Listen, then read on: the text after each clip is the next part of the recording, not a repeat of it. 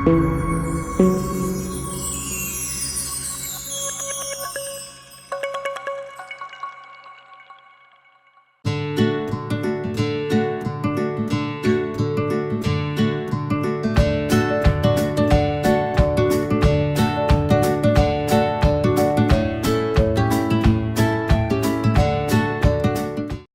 morning. This is the YouTube channel of the study and Institute for IAS. We are continuing with the issue of India-China border issue in the multi-dimensional concept series. Okay. This is the second lecture. In the first lecture, we had covered up until this point where we had seen a detailed timeline of India-China border issue. We saw that how it started, right? There were some exchange of letters. The positions were so hard that they were irreconcilable. War took place. After the war, both sides started building their capacities. Then they again came closer to each other. Some more conflicts happened. Then they came up with some confidence building measures through the 1990s and early 2000. They signed some agreements, and those agreements, those standard operating procedures held us in good state up until now. Okay. Now today we are going to see that at each point in this timeline, whenever something important happened, there was a geopolitical angle to it. There is an angle of international relations to it. The border issue did not play out in isolation. Not everything that happened on the border was related to the border. There was larger geopolitical angle. First we will see that, then we will see that why since last few years, especially after 2012, 2013, when we saw the Depsang incident of 2013. After that, the divergence has been increasing, and that divergence hasn't only increased on the boundary issue. That divergence has increased geopolitically between India and China. What are those divergences, and why they are again impacting the boundary problem? Therefore, the logical conclusion eventually would be, the way forward would be that once again we will have to sort out the geopolitical angle to arrive at the boundary problems, or arrive at another status quo on the boundary problem. Okay. So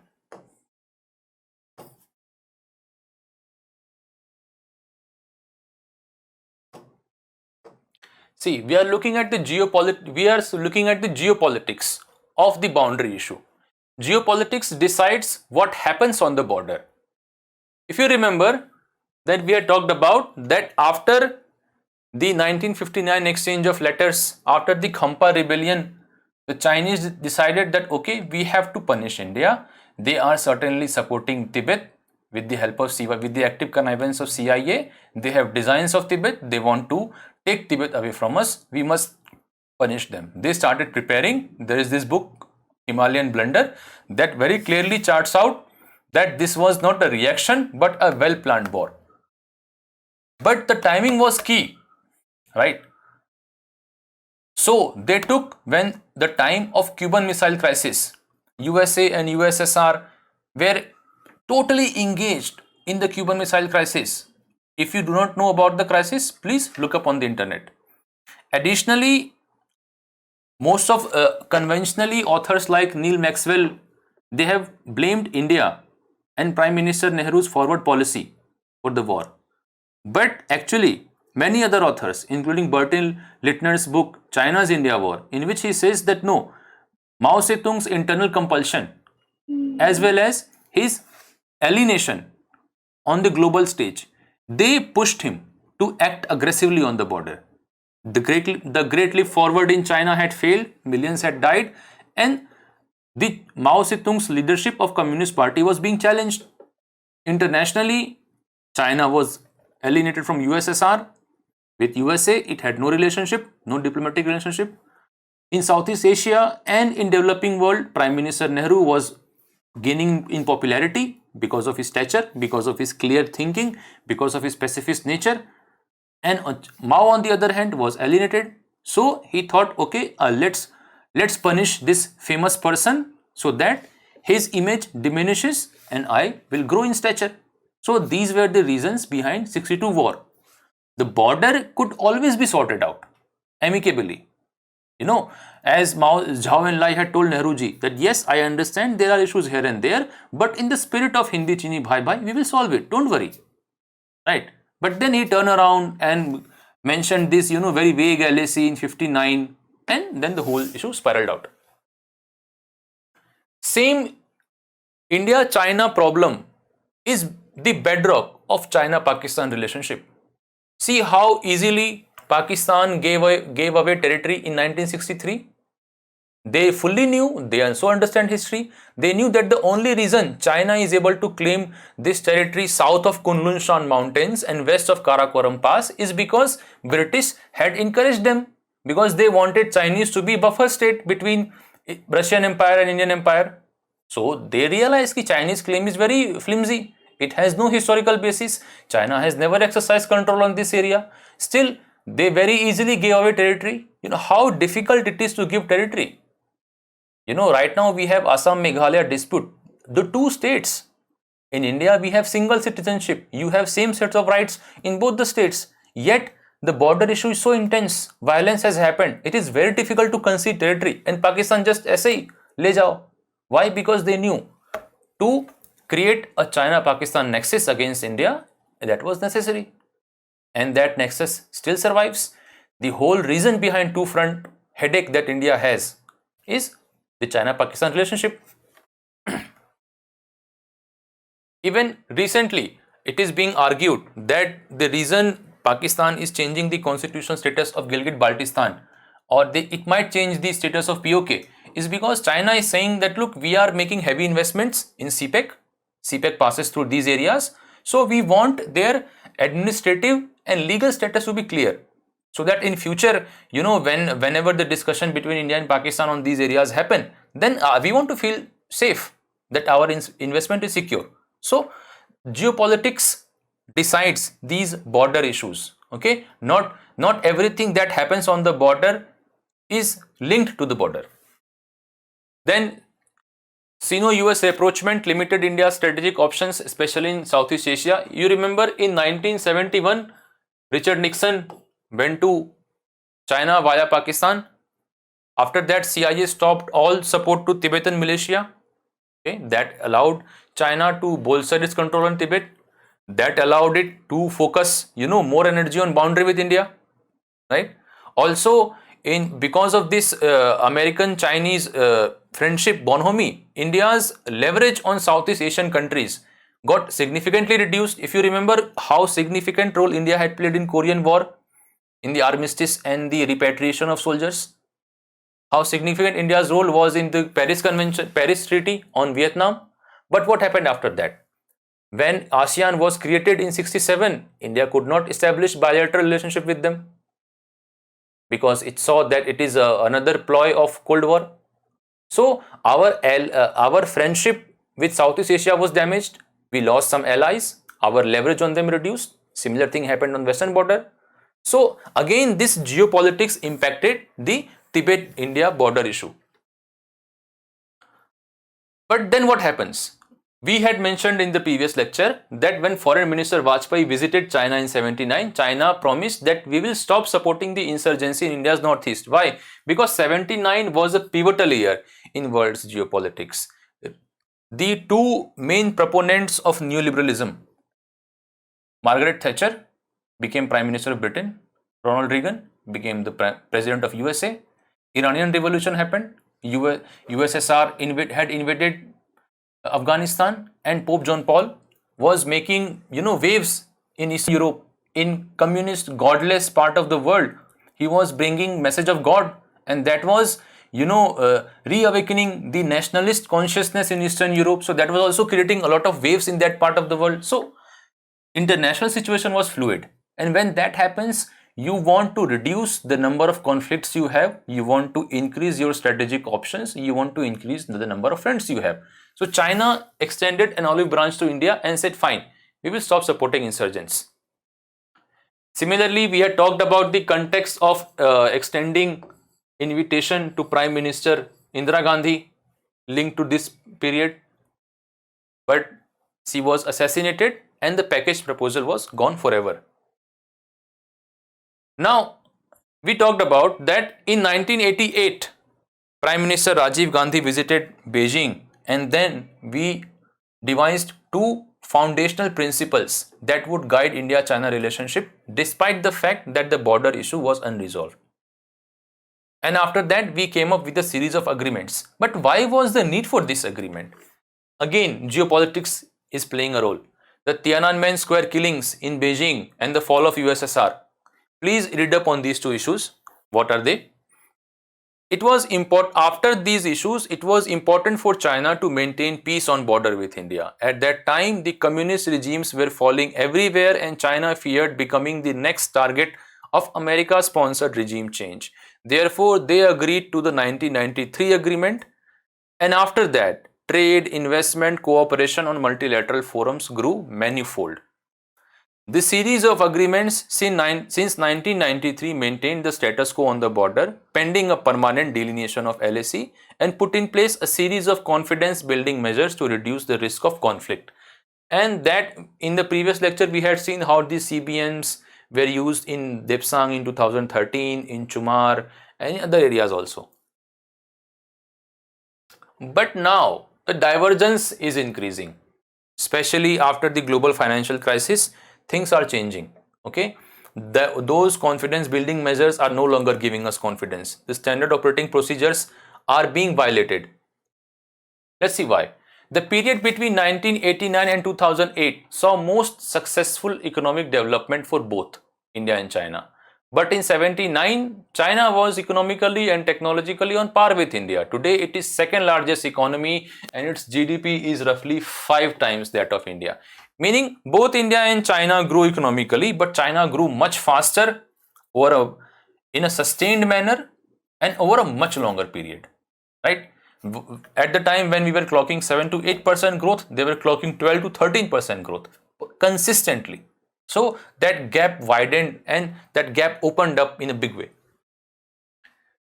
India, now see, once they are 5 times larger than India, then certainly that economic power will translate into military industrial power. That power will translate into hard power. So the incentive to have a friendly relationship with the country which is economically weaker than you automatically goes down. So one factor is this. The reason for growing divergence is economically they are far more ahead of us. Then the India-China relations, which had elements of both competition and cooperation, was generally stable until 2012, when it started showing multiple signs of stress. The principles of 1988 no longer work. And some of the reasons why stress is emerging, because both countries took different lessons from 2008 global financial crisis. GFC stands for Global Financial Crisis. What China thought कि अपना time आएगा नहीं, अपना time आ गया है. They realize that the decline of West is terminal, their decline is certain, and we are not rising, we have risen. Deng Xiaoping had said that bide for your time, hide your light, and never claim leadership. It was a 24 character formula. But after 2008, they realized no, now is the time to claim leadership because the West's leadership is going down. There is this very famous anecdotal event when the Chinese financial sector regulator, the delegation of China and the American delegation, they were meeting to coordinate their response to this global problem, this global recession. During that meeting, a Chinese representative told the Americans that we used to look up to you as a role model. We wanted to replicate you, but maybe not so much, maybe not anymore. Maybe that our system is better than yours. So that was one event that showed that okay, they thought that we are rising. On the other hand, India realized that the globalization had created a favorable environment for India's economic growth. Rise in exports, more and more investment, such things were aiding India's economic growth. And because of 2008 financial crisis, the global trade declined. Okay, it has I think it hasn't picked up that much since then. Earlier, the global growth rate was lower than the global trade growth year on year basis, the growth in trade was more than global economic growth itself. Now that is not so.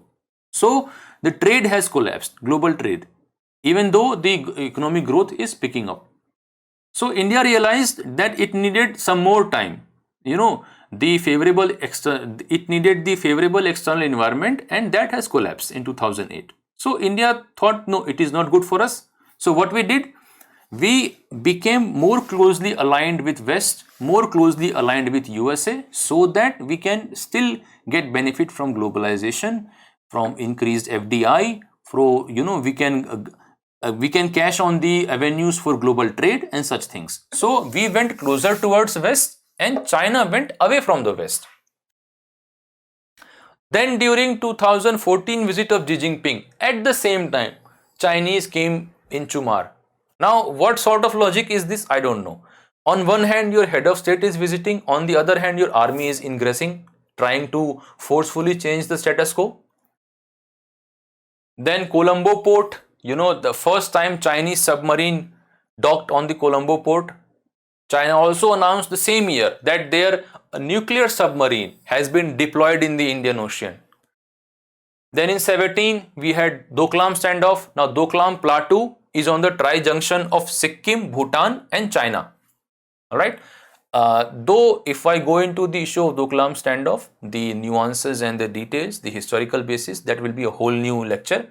Therefore, bus get the point that it is part of the growing divergence, that China tried to change status quo with Bhutan, and India realized, wait, if we allow China to bully a country with which we have defense partnership, basically India has taken, it is India's responsibility to defend Bhutan. We are bound by treaty to do that. So Indian forces went in and they tried to prevent Chinese from constructing roads, from constructing infrastructure, from trying to change the status quo.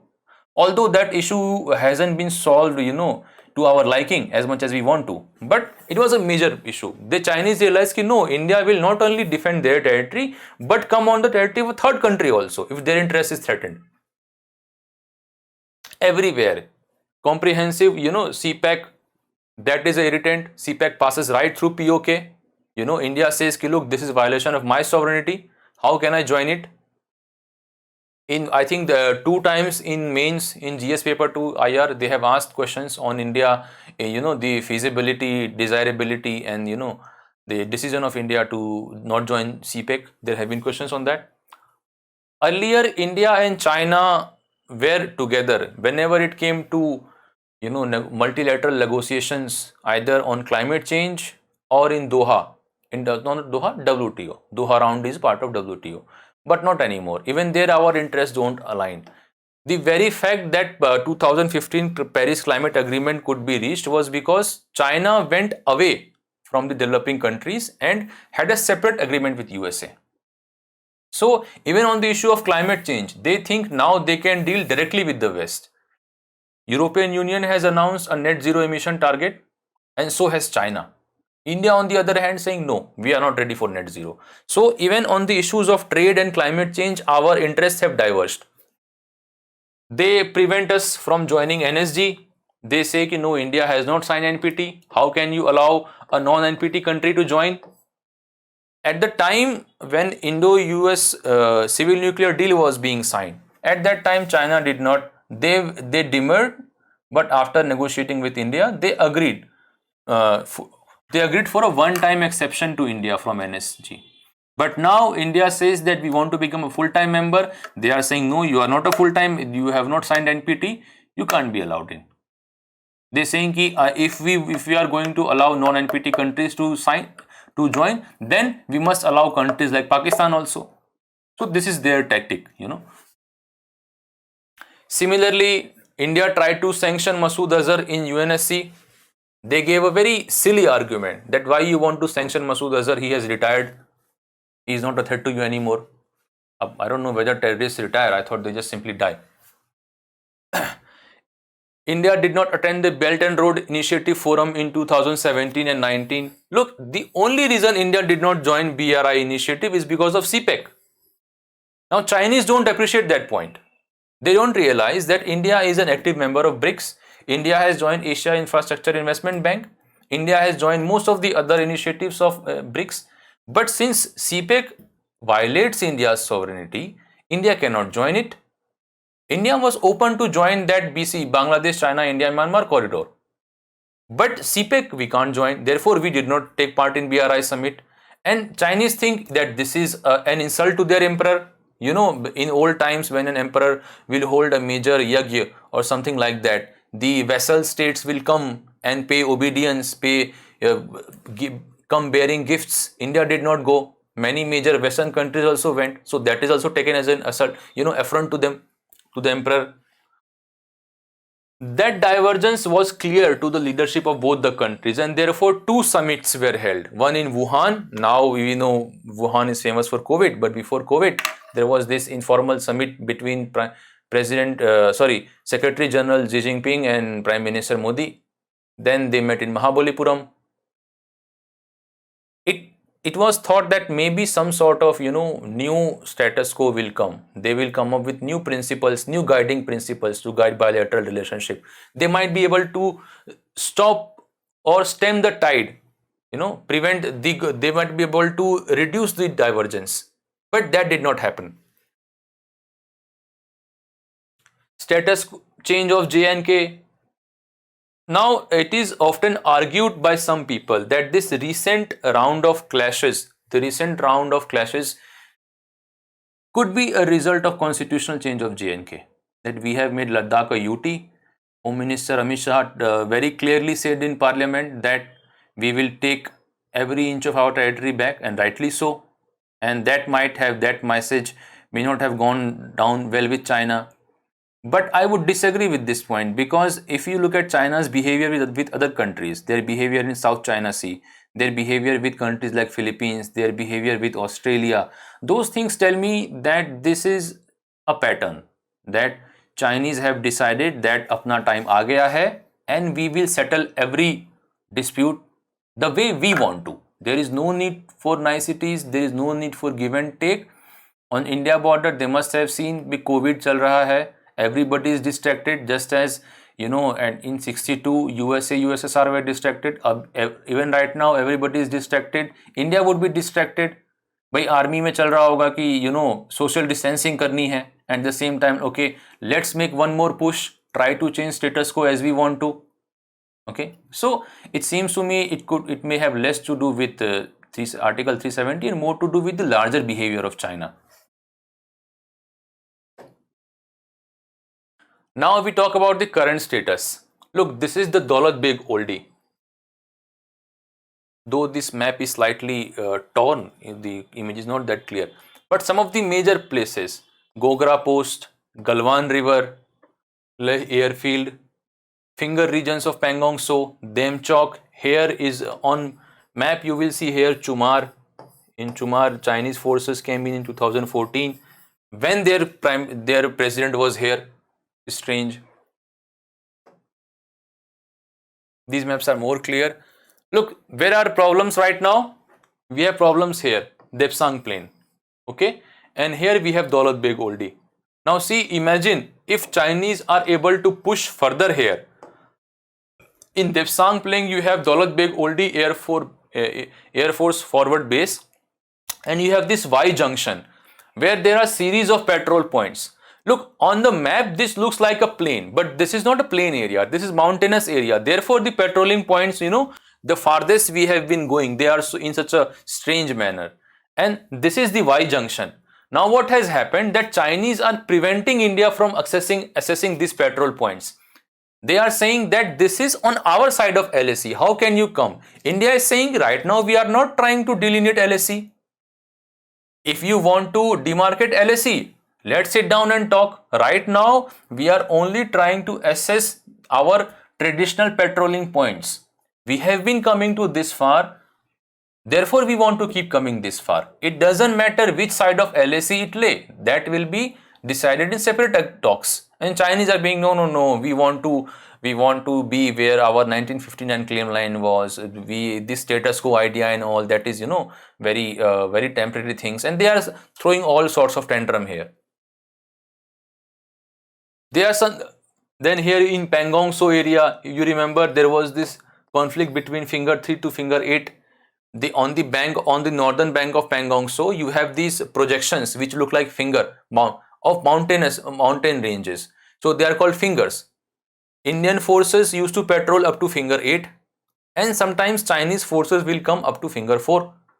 Regular patrolling, sometimes they will clash with, sometimes they would come in contact with each other, sometimes then they would show cards to each other that you are on our side, please go back and stuff like that.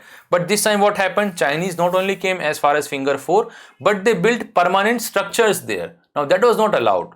If you recall, in confidence building measures and standard procedures, permanent structures were not allowed. This is a clear violation.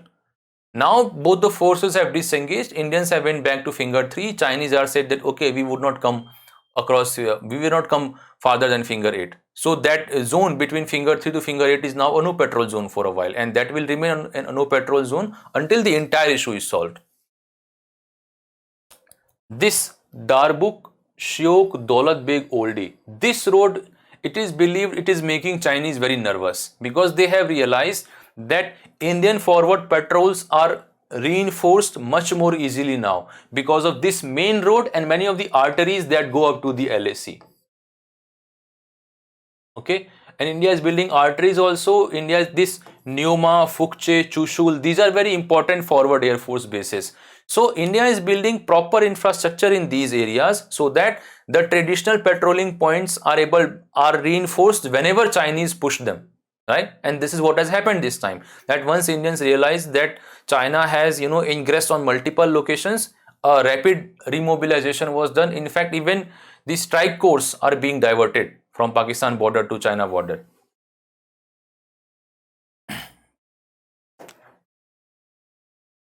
Recently, these two places, Fukche and Neoma, they were very they were in news on social media that India has undertaken some more forward deployment in these places.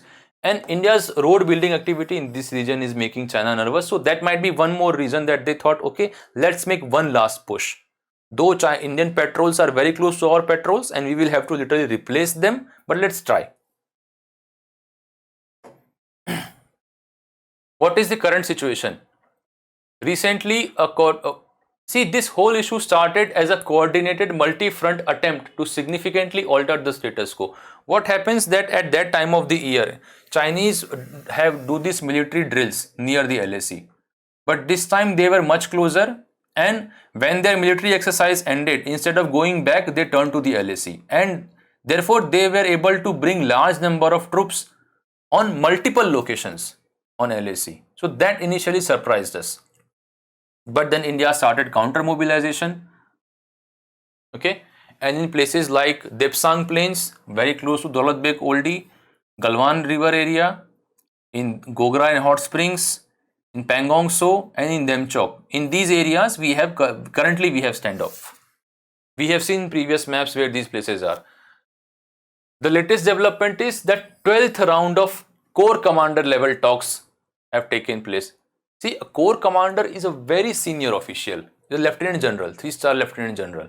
Above him, right, is a Corps Commander. Above Corps, you have commands only, Northern Command, Western Command, such things. So it's a very high level official. They met. What has happened is that now this Chushul Moldo border personal meeting point, you see there are some border BMP, border personal meeting points along the LAC. So that whenever there is a problem, whenever both sides need to talk, they will come to that point. Okay. Disengagement at Gogra, which is the patrol point 17A, it has happened and it has been declared a no patrol zone. Apart from Galwan River Valley, where there were clashes, and Pangong, between finger 3 to finger 8 in Pangong Tso area. What a no patrol zone means is that for some time, both sides, remember, both sides will suspend patrolling. But they would not go so far away that they cannot see what is happening there, right? So that disengagement has to be verifiable and it has to be synchronized so that both sides go away and both sides can verify that other side is also not patrolling the area.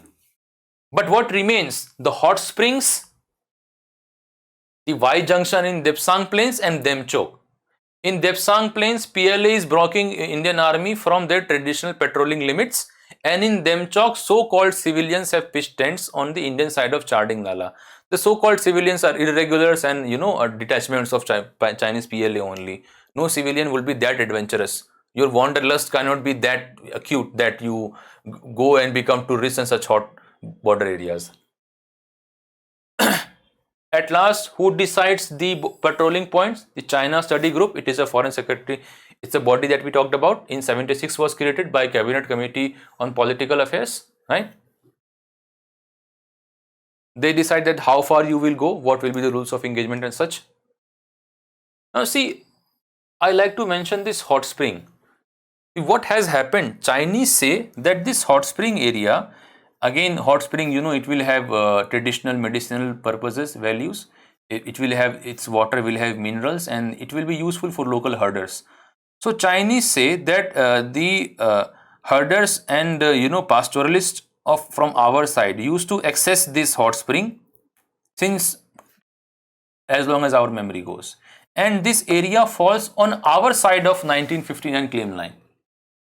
They say the only reason Indians are able to patrol this area, or they were patrolling this area recently, is because we withdrew 20 kilometers. So you came in, and now we don't want to withdraw, we want to be on the 1959 claim line. India says, look, first of all, your 1959 claim line is illegal. We reject that. Most importantly, we are not discussing where the LAC is. You want to discuss LAC? Let's restart the process that has stopped since 2002. Let's again exchange the maps. Let's again look at the treaties. Okay. So you want to discuss where LAC is? Have talk at the level of special representative or joint working group, whichever forum is appropriate. On the ground, when the both armies are there, we are only asserting our patrolling limits, that we have been coming this far. We are not saying we want to go further than hot springs. No, we have been coming as far as hot springs. We have been coming as far as Y junction. We have been coming as far as Galwan Valley. So we want to keep it so, because in the agreements since 1990s, that was agreed upon that status quo would not be disturbed. Both sides, the patrolling parties, would not tail each other. They would not point guns at each other. Therefore, you remember that some of the videos of fighting between Indian and Chinese armies emerged. No one was pointing gun at each other. There is this old video where soldiers are throwing rocks at each other, and the uninformed Western media mocked it. There were some comedians from Western countries that mocked it, that what kind of primitive armies throw rocks at each other. That the armies that are nuclear weapon, the armies that have nuclear weapons and the armies that have decided that they would not point guns at each other, that army has to throw rocks. But again, this is the difference of perception. They took it as a sign of our backwardness, but whereas it was a sign of maturity by India and China, that they have been able to keep peace, prevent loss of lives on a border which is undefined and very vague, compared to the LOC, which is defined, which has legal sanctity, and yet regular loss of lives happens there. So India says, no, we have been coming as far as hot spring. It doesn't matter which side of LAC it is. You want to discuss LAC, discuss it separately. China is, no, that we made a mistake in 59. We should not have gone back. Now we have come, we don't want to go. That sort of thing is happening. So let's see how they reconcile this issue. And here also geopolitics will play a role. Recently there were some reports that China is becoming nervous or becoming slightly concerned about Quad. So it may be possible that to assuage India, it might, restore the status quo in most of the places. So again, geopolitics will again influence this situation. There are 12 points in Eastern Ladakh where two countries have a different perception of LAC. Look, there are different perception of LAC in Eastern sector also, near the McMahon line. But there, the differences are far few. Okay, therefore the situation there is relatively stable. In addition, 5 friction points have come up last year, where Galwan Valley, Hot Springs, Gogra Post, Rizangla and Rechinla. What happened is that, when they ingressed much further from finger 8 to finger 4 on north bank of Pangong Tso, so in order to, we also want a leverage so that we can ask them, fine, you go back here, we will go back there. So on the south bank of Pangong Tso, on the Kailash, on the tops of some mountains in Kailash range, Indian forces climbed on those places. So it was like, tit for tat. You go back on north bank, we will go back on south bank. On top of the fingers, on the bank of Pangong Tso, troops, tanks, air defense systems from both sides were barely a few hundred meters apart from some places. Though disengagement has happened at Pangong Tso, and it has, the area between finger 3 and finger 8 is right now no patrolling zone. The Indian delegation at this corps commander level talk was led by a lieutenant general rank officer, commander of the 15th Corps, which is responsible for the LAC with Eastern Ladakh. LAC in Eastern Ladakh.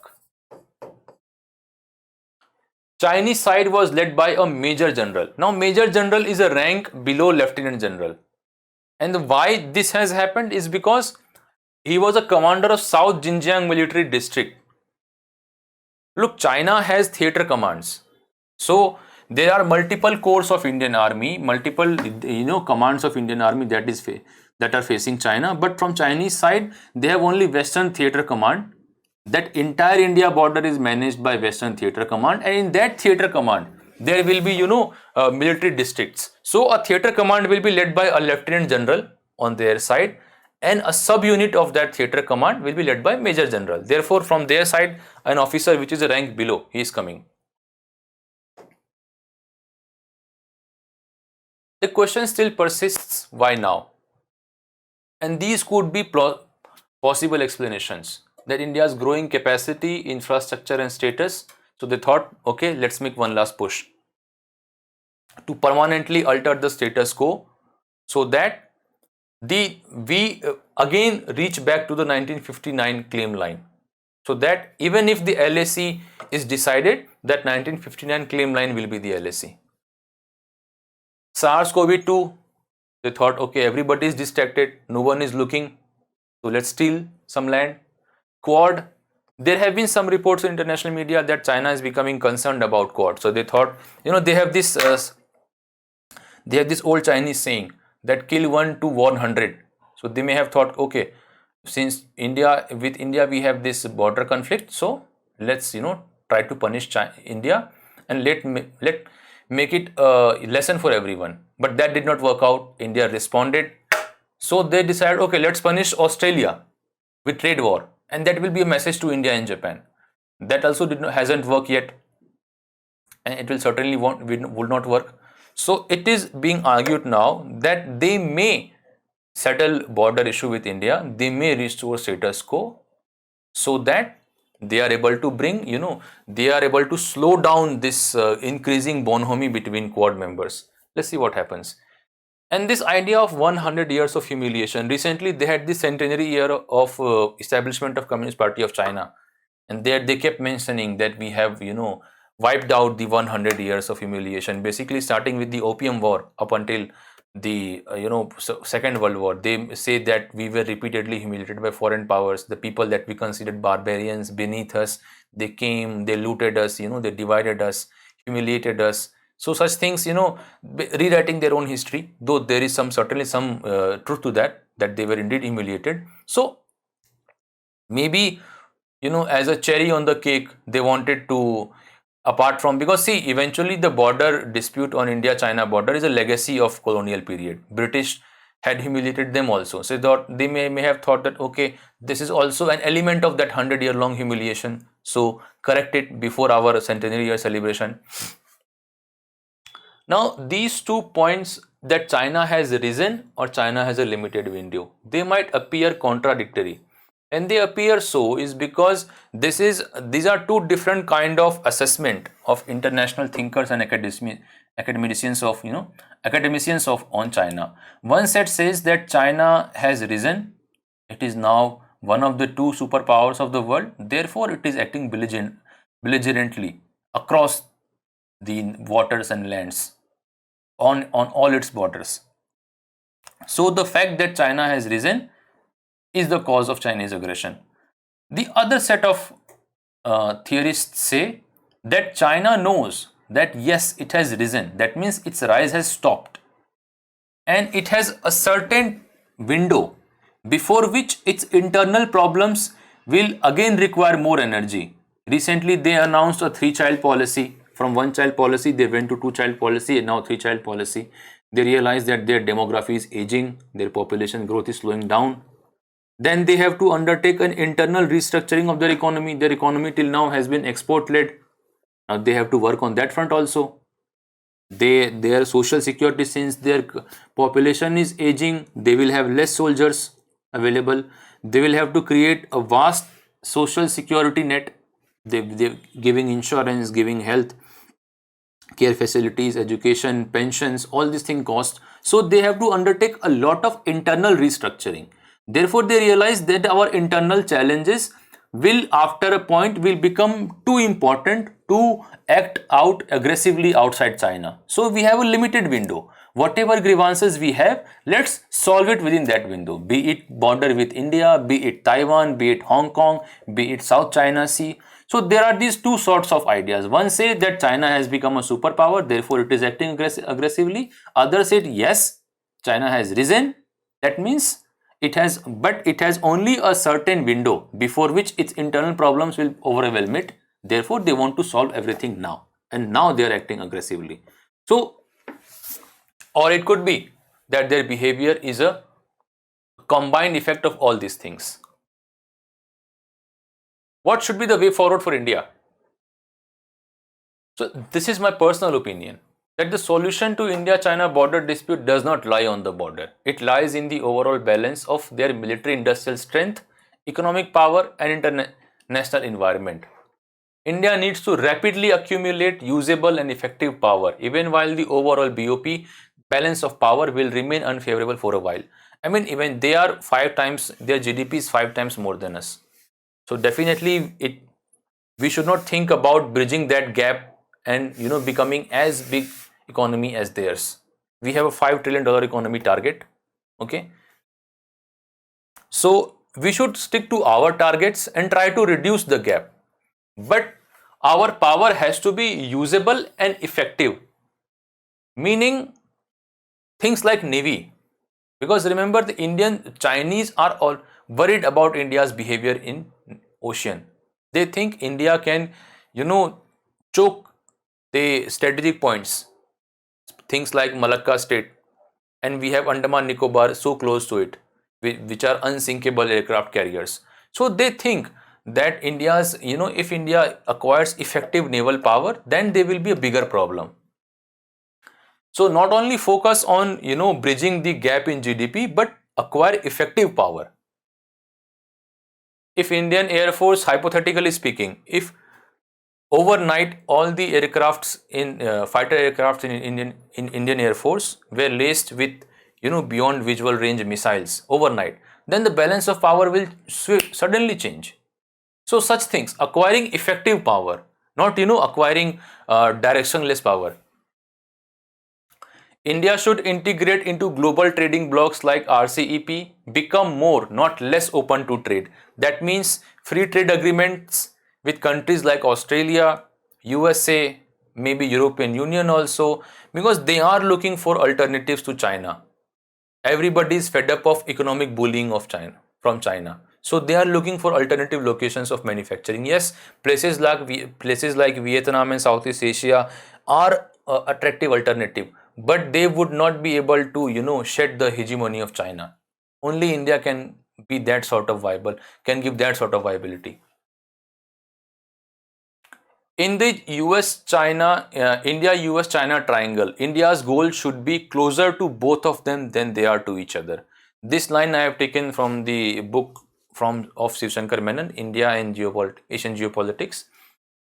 It says India should build a coalition to deal with the rise of China. Obviously, things like Quad and we had come up with G10, G7 plus democratic countries. Sorry, D10 it was called, Democracy 10, and such alliances which create new standards of trade, of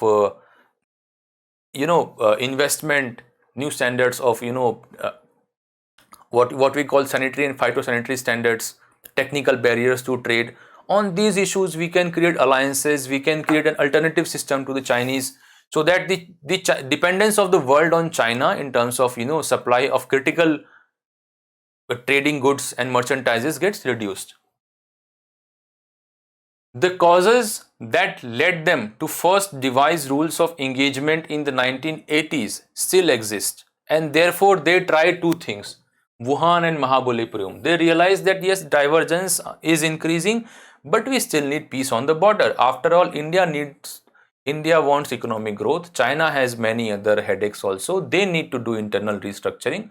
So we started out, we went for the peace because we needed peace, and we still need peace. After all, both the countries still have to figure out that how they will deal with other powers like USA, European Union and stuff.